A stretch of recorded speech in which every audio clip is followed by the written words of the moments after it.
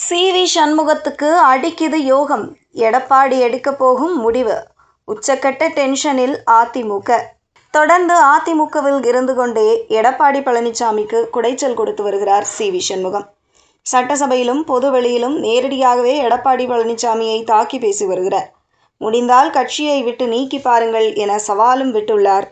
இந்த நிலையில் சி.வி. சண்முகத்தை கட்சியிலிருந்து நீக்க எடப்பாடி பழனிசாமி ஆலோசனையில் ஈடுபட்டுள்ளதாக சொல்லப்படுகிறது. இதனால் எந்தவித சிக்கலும் இன்றி எம்.எல்.ஏவாகவே சி.வி. சண்முகம் தமிழக வெற்றிக் கழகத்தில் இணையும் சூழல் உருவாகியுள்ளது. எடப்பாடி பழனிசாமி முதல்வராகவும் கட்சியின் இணை ஒருங்கிணைப்பாளர் மற்றும் பொதுச் செயலாளராக தலைமை ஏற்று நடத்திய அனைத்து தேர்தல்களிலும் அதிமுக தோற்றது. இதனையடுத்து சட்டசபையில் விஜய் அரசு பெரும்பான்மையை நிரூபிக்க வேண்டி நடந்த நம்பிக்கை வாக்கெடுப்பில் CV. Shanmugam, MR. Vijayabaskar, C. Vijayabaskar, S P. Velumani, Natham Viswanathan உள்ளிட்டோர் ஆதரவாக வாக்களித்தனர். போர்க்கொடி தூக்கிய எம்.எல்.ஏக்களின் மாவட்ட செயலாளர் உள்ளிட்ட முக்கிய பொறுப்புகளை எடப்பாடி பழனிசாமி பறித்தார். தற்போது வரை அவர்களுக்கு அந்த பொறுப்பு வழங்கப்படவில்லை. மேலும் எடப்பாடி பழனிசாமி தீவிர ஆதரவாளர்கள் அந்தந்த பொறுப்புகளில் நியமிக்கப்பட்டனர். இதற்கிடையே தனது மாவட்ட செயலாளர் பதவி பறிக்கப்பட்டதும் கட்சியின் அலுவலக சாவியை எடப்பாடியால் நியமிக்கப்பட்ட மாவட்ட செயலாளரான பசுபதி தரப்பிடம் ஒப்படைத்தார் சண்முகம். அதற்கு பிறகு அடிக்கடி தனது ஆதரவாளர்களை சந்தித்து ஆலோசனை நடத்தி வருகிறார். இந்த நிலையில் எம்.எல்.ஏ பதவியை ராஜினாமா செய்துவிட்டு த.வே.க.வில் இணைந்த சி. விஜயபாஸ்கர், எம்.ஆர். விஜயபாஸ்கர் உள்ளிட்டோருக்கு பொறுப்புகள் அறிவிக்கப்பட்டிருக்கிறது. விரைவில் நடக்கவுள்ள இடைத்தேர்தல் அவர்கள் மீண்டும் சட்டசபைக்குள் நுழையும் வாய்ப்பை ஏற்படுத்தி தரும் என்கின்றனர். அதே நேரத்தில் எடப்பாடி பழனிசாமிக்கு எதிராக அதிமுகவில் இன்னும் ஒரு அதிருப்தி கோஷ்டி இருக்கிறது.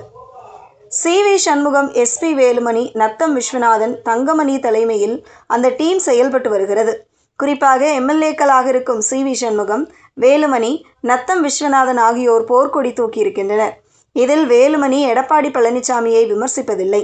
ஆனால் சி.வி. சண்முகம் எடப்பாடி பழனிசாமியை மிக கடுமையாக விமர்சித்து வருகிறார். சட்டசபையில் மட்டுமல்லாது செய்தியாளர்கள் சந்திப்பிலும் சி.வி. சண்முகம் எடப்பாடி பழனிசாமிக்கு சவால் விடுத்து வருகிறார். முடிந்தால் பொதுக்குழுவை கூட்டுங்கள், முடிந்தால் எங்களை கட்சியில் விட்டு நீக்குங்கள் என பேசி வருகிறார்.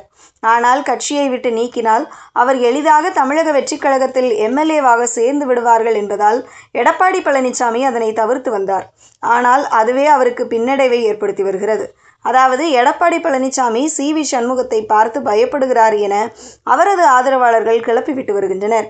இந்த நிலையில்தான் கட்சியை தனது கட்டுப்பாட்டிற்குள் வைத்திருக்க நினைக்கும் எடப்பாடி பழனிசாமி செயற்குழு பொதுக்குழுவுக்கு முன்னால் சி.வி. சண்முகம் தரப்பை கட்சியை விட்டு நீக்கலாம் என ஆலோசனை செய்ததாக சொல்லப்படுகிறது.